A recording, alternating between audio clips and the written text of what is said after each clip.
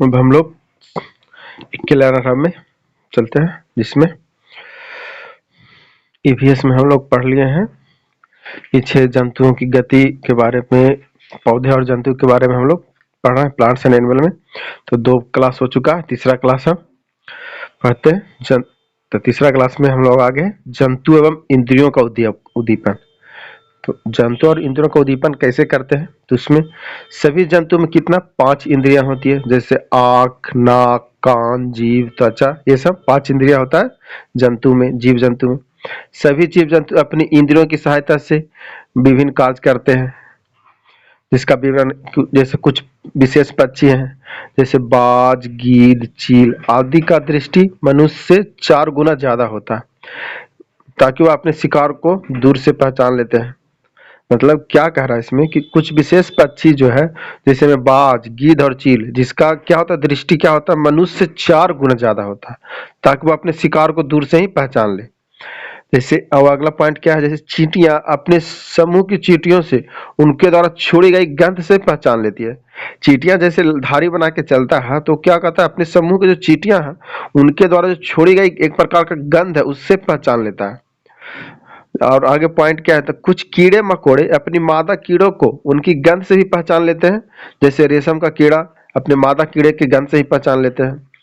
जैसे मच्छर मनुष्य के शरीर के गंध एवं तलवे की गर्मी से अंधेरे में भी ढूंढ लेता है। मच्छर क्या करता है, मनुष्य के जो शरीर की गंध और तलवे की गर्मी से वह अंधेरों में भी ढूंढ लेता है मनुष्य को। सांप सुनता नहीं है, किंतु जमीन के कंपन से वस्तुओं को महसूस करता है। इसमें पॉइंट्स है जो कि एग्जाम बेसिस पे पूछेगा जरूर। तो क्या कह रहा है कि सांप सुनता नहीं है, अपितु जमीन के कंपन से ही वस्तुओं को महसूस कर लेता है। अब पक्षी एक ही समय में 2 भिन्न भिन्न दिशाओं अथवा वस्तुओं को देख सकता है, क्योंकि इसके सिर के दोनों ओर अर्थात दाईं और बाईं ओर आंख होती है। तो पक्षी क्या कहता है, एक ही टाइम में क्या कहता है 2 भिन्न भिन्न दिशाओं या वस्तुओं को देख सकता है, क्योंकि इसके सिर के दोनों ओर दाईं और बाईं ओर 2 आंखें होती है। हाथी अपने कान से सुनने के साथ साथ हवा भी करता है, और हाथी का ताप नियंत्रण अंग भी माना जाता है। हाथी अपने कान से क्या क्या सुनने के साथ साथ हवा भी करता है, और ये हाथी का कान क्या कहता है ताप नियंत्रित अंग भी माना जाता है। अब कुछ अगला पॉइंट है, कुत्ता, बाघ, शेर आदि अपनी मल मूत्र की गंध से अपने विशेष क्षेत्र की पहचान करते हैं।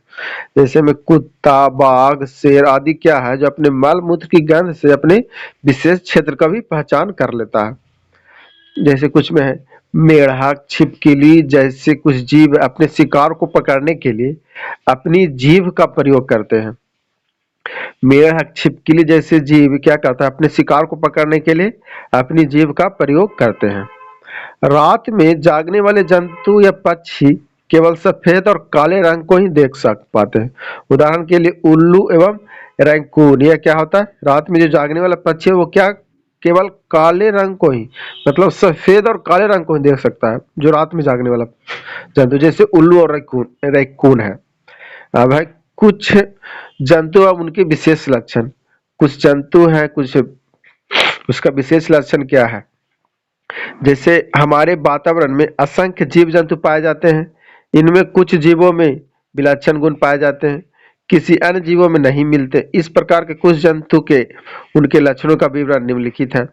जैसे स्थलीय जंतु और उसका विशेष लक्षण। जैसे हाथी का लक्षण क्या है, यह सबसे बूढ़ी हथनियों के बीच का नेता होती है। हाथी में जो सबसे बूढ़ी हथनी होती है वो क्या होता है, हाथियों के बीच की नेता होती है। यह 100 केजी से अधिक पत्ते और झाड़ियां एक दिन में खा लेते हैं। यह अपने शरीर को ठंडा रखने की अनुकूलन क्षमता रखते हैं और कम सोते हैं, मात्र 2 से 4 घंटा ही सोते हैं और कम आराम करते हैं। हाथी क्या करता है, हाथी में जो बूढ़ा हथनी होता है वह नेता होती है, और हाथी एक दिन में क्या होता है 100 केजी पत्ते या झाड़ियां खा लेता है और अपने शरीर को ठंड रखने के लिए अनुकूलन क्षमता बनाए रखता है, और बहुत कम सोता है, मात्र 2 से 4 घंटा, और कम आराम करता है। ये था हथनी के बारे में, हाथी के बारे में। अब बाघ के बारे में जानते हैं। बाघ में क्या है कुछ पॉइंट्स। बाघ, इसके देखने की शक्ति बहुत अधिक होती है। यह मनुष्य की अपेक्षा दोगुना अधिक दूर तक रात में भी देख सकता है। बाघ या ध्वनि को सुनने के लिए अपने कान के कई दिशाओं में घुमा सकता है।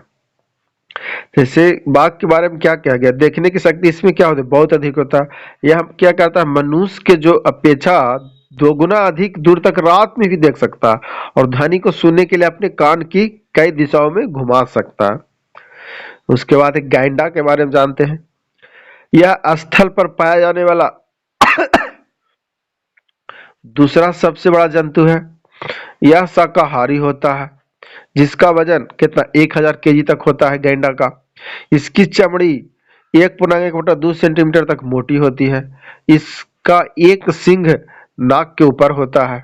तो गैंडा के बारे में क्या है, यह स्थल पर पाया जाने वाला दूसरा सबसे बड़ा जंतु है। यह शाकाहारी होता है। इसका वजन कितना 1000 होता है। इसकी चमड़ी की मोटाई कितनी होती है, तो 1.1/2 मतलब 1.5 सेंटीमीटर मोटी होती है। इसका एक ही सिंग नाक के ऊपर होता है। जिराफ के बारे में थोड़ा जानते हैं। तो जिराफ क्या है, पृथ्वी की सबसे ऊंची जंतु है, जिसकी लंबाई कितनी 5 मीटर होती है। इसकी आयु 25 वर्ष और यह बहुत कम, मात्र 2 घंटे ही सोता है। हाथी कितना 2 से 4 घंटा सोता था, ये बहुत कम। जिराफ 2 घंटा ही सोता है। चिंपांजी क्या है, यह सबसे होशियार जानवर है। यह समूह में रहते हैं। यह 3 से लेकर 80 सदस्य होते हैं। चिंपांजी के बारे में क्या है, बहुत होशियार जानवर है। यह समूह में भी रहता है और मात्र 3 से लेकर 80 सदस्य तक होते हैं इसके। उसके बाद है स्लॉथ के बारे में जानते हैं। स्लॉथ क्या है, भालू जैसा जीव है। यह भालू नहीं लेकिन भालू जैसा दिखने वाला जीव है। यह रात्रिचर जंतु, यह रात में और जो दिन में लगभग 17 घंटे सोता है। यह दिन में क्या होता है, 17 घंटे सोता है। उसके बाद है जलीय जंतु और उसका विशेष लक्षण। जलीय जंतु में सबसे पहले डॉल्फिन के बारे में जानते हैं। तो यह पानी के अंदर एक दूसरे से संपर्क एवं संचार करने के लिए विभिन्न प्रकार की आवाजें निकालती है। ऊंची डॉल्फिन सुंस भारत की राष्ट्रीय जलीय जीव है। डॉल्फिन के बारे में क्या है, पानी के अंदर एक दूसरे से संपर्क करने के लिए संचार करने के लिए विभिन्न प्रकार की आवाजें निकालता है। और जो ऊंची डॉल्फिन जिसको सुंस, यह भारत का राष्ट्रीय जलीय जीव है। उसके बाद व्हेल, व्हेल के बारे में जानते हैं। ब्लू व्हेल क्या है, पृथ्वी की सबसे बड़ी जीव है। यह स्तनधारी जीव की श्रेणी में आता है और बच्चे का जन्म देता है। इसकी आयु कितना है, 90 वर्ष होती है। ब्लू व्हेल पृथ्वी की क्या है, सबसे बड़ी जीव है। यह स्तनधारी जीव की श्रेणी में आता है और बच्चे को जन्म देता है। ब्लू व्हेल, इसकी आयु कितना 90 वर्ष के होता है, मनुष्य से ही बड़ा। उसके बाद है गिलहरी क्या है। गिलहरी अपने दांत को हमेशा घिसने का कार्य करता है, क्योंकि इसके दांत लगातार बढ़ते रहते हैं। गिलहरी का सबसे अनोखा काम क्या है, वह दांत को हमेशा घिसने का कार्य करता है, क्योंकि दांत लगातार बढ़ते रहते हैं इसका। उसके बाद सांप के बारे में जानते हैं कुछ। तो सांप के बारे में कुछ है, इसके कान नहीं होते, यह रेंग कर चलते हैं। जैसे अजगर सबसे लंबा सांप है। करेत, नाग, कोबरा, दुबई, राइस वाइपर, अफाई, ककरच, सल्की वाइपर भारत में पाए जाने वाले जहरीले सांप के ये प्रकार है। सांप के काटने की दवाई सांप के जहर से ही बनाई जाती है और सांप जहरीले दांतों से विंशदंत कहा जाता है। सांप के जहरीले दांत को क्या बोलते हैं, विंशदंत। सांप के बारे में क्या है, इसका सांप को कान नहीं होता लेकिन यह रेंग कर चलता है। और सबसे लंबा सांप कौन है, अजगर। उसके बाद एक करेत, कोबरा, अफाई जो कि भारत में सबसे जहरीली सांप पाए जाते हैं।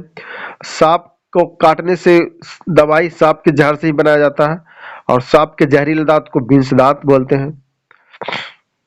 उसके बाद केचुआ के बारे में जानते हैं।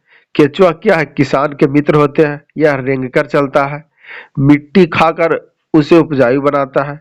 इसकी लंबाई 14 इंच होती है और इसकी आयु 8 वर्ष होती है। तो केचुआ क्या है, किसान मित्र बोलते हैं केचुआ को। यह रेंग कर चलता है, मिट्टी खाकर मिट्टी को उपजाऊ बना देता है। इसकी लंबाई 14 इंच होता है और इसकी आयु 8 वर्ष की होती है।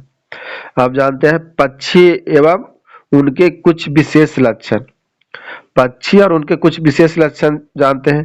तो पक्षी ऊंचे आकाश में स्वतंत्र रूप से उड़ सकते हैं। हाँ, तो ये तो आकाश में उड़ सकते हैं। इनकी हड्डियां खोखली होती है। तो पक्षी की हड्डियां कैसी होती है, खोखली होती है। शरीर का आकार नाव के जैसा होता है। इसकी उड़ने में सहायता इनको उड़ने में सहायता देने के लिए पंख होते हैं। पक्षियों के आंखों की पुतलियां अस्थप होती है। संभवतः यही कारण वो अपनी गर्दन को बहुत अधिक हिलाते हैं। इस प्रकार कुछ लक्षण उनसे संबंधित पक्षियों के नाम नीचे हैं। तो जैसे लक्षण और संबंधित पक्षी, तो मजबूत दृष्टि वाले कौन है? तो चील, बाघ और गिद्ध, जो कि मजबूत दृष्टि वाले हैं। गर्दन घुमाने वाले पक्षी कौन है? तो उल्लू, मैना, यह झटके से अपनी गर्दन आगे पीछे करते हैं। और घोंसला जो कि समानता बनाते हैं, तो बुलबुल घास एवं झाड़ियों में बनाते हैं। मुलायम घोंसला कौन बनाता है? रोबिन, जो कि घास, मुलायम पंख, जाड़, ऊन एवं कपास से बनाते हैं। एक है घोंसला मुलायम और कठोर, तो मुलायम और कठोर घोंसला कौन बनाता है? कौवा ताड़ एवं लकड़ी के बनाता है। यह घोंसला ऊंचाई पर बनाता है कौवा। उसके बाद है कोयल, क्या है? यह अपना अंडा कौवे के घोंसले में देता है। और सोन चिड़िया, इसका घोंसला लटका हुआ होता है। एक है दर्जी चिड़िया, घोंसले को सिलती है। उसके बाद एक कठफोड़वा है, तो यह चोंच से लकड़ी को खोदकर घोंसला बनाता है, कठफोड़वा। उसके बाद है सहजीवी संबंध। सहजीवी संबंध में क्या है? भैंस एवं बगुला, प्रायः बगुला भैंस के पीठ पर बैठा रहता है। यह इसीलिए क्योंकि यह भैंस के परजीवी कीट को खा सके। जैसे भैंस पर एवं बगुला, तो बगुला क्या होता है? भैंस के पीठ पर बैठा रहता है, इसीलिए क्योंकि वह भैंस के जो परजीवी कीट को खा सके। उसके बाद है सर्वाहारी पक्षी, तो सर्वाहारी पक्षी में मोर आता है, जो कि भारत का राष्ट्रीय पक्षी है। न उड़ने वाली पक्षी में कौन कौन है? तो पेंगिन, यह पानी में तैरता है और अंडे देता है। बर्फीले इलाके में पेंगिन झुंड में रहता है। तो न उड़ने वाला पक्षी में कौन है? पेंगुइन, यह पानी में तैरता और अंडे देता और बर्फीले इलाके में पेंगुइन झुंड में रहता है। उसके बाद जानते हैं जंतुओं से लाभ। तो जंतुओं से लाभ क्या क्या है, जिसके बारे में जानते हैं। जंतु पर्यावरण के मुख्य घटक होते हैं, जिनकी पर्यावरणीय क्रियाकलाप में प्रत्यक्ष भूमिका होती है। इस दृष्टिकोण से देखा जाए तो कई जंतु हमारे लिए उपयोगी एवं लाभदायक भी होते हैं। कुछ उपयोगी जंतु का विवरण आगे दिया गया है, तो जानते हैं। जैसे मधुमक्खी का शहद व मोम के लिए उपयोग में लाया जाता है। रेशम की कीट के लिए रेशम बनाया जाता है इससे। और लाख का कीट से लाख बनाया जाता है। और गाय, भैंस, बकरी, मुर्गी, बत्तख और मछली से क्या होता है? दूध, मांस और अंडा पाया जाता है। इस किससे? गाय, भैंस, बकरी, मुर्गी, बत्तख और मछली से दूध, मांस और अंडा, इसका लाभ होता है या उपयोग में लाते हैं इससे। जैसे भेड़, बकरी, ऊंट और खरगोश से हम क्या क्या उपयोग में ला सकते हैं? तो इससे ऊन का उपयोग करते हैं। जो पश्मीना बकरी से प्राप्त ऊन सर्वाधिक गर्म होती है, जो कि यहाँ पाया जाता है लद्दाख क्षेत्र में 5000 मीटर की ऊंचाई पर पाए जाने वाली बकरियों से प्राप्त होती है। गाय, बैल, भैंस, हिरन और भेड़, इससे क्या होता है? चमड़ा का उपयोग करते हैं इसका। खच्चर, घोड़े, बैल और ऊंट से क्या होता है? यातायात एवं ढोने का काम होता है। उसके बाद है चील, कौआ, गिद्ध, कुत्ता, लोमड़ी और भेड़िया, यह गुबरैला से क्या होता है? सफाई करने वाले उपयोग में लाए जाते हैं। मछली, सुअर और सर्क से दवा प्रदान करती है। मछली, सुअर और सर्क से क्या होता है? दवा प्रदान की जाती है। गाय, भैंस और घोड़ा से क्या होता है? यह पालतू बनाया जाता है इसको। किसान मित्र, तो केचुआ। मुर्गे की लड़ाई और भालू एवं बंदर नाच मनोरंजन के लिए होता है। उसके बाद है पशुपालन। पशुपालन क्या है? तो पशुपालन वह क्रिया है जिसके अंतर्गत मानव अपनी आवश्यकताओं की पूर्ति के लिए पालतू घरेलू जीव जंतु को पालते हैं, जिसमें मनुष्य उनकी विभिन्न प्रकार की सहायता करता है, जिससे वह विभिन्न उपयोगी वस्तु अथवा उत्पाद मनुष्य को प्रदान कर सके। इन उत्पादों में दूध, मक्खन, मांस, ऊन इत्यादि होते हैं। आजकल बड़े पैमाने पर मत्स्य पालन भी किया जाता है।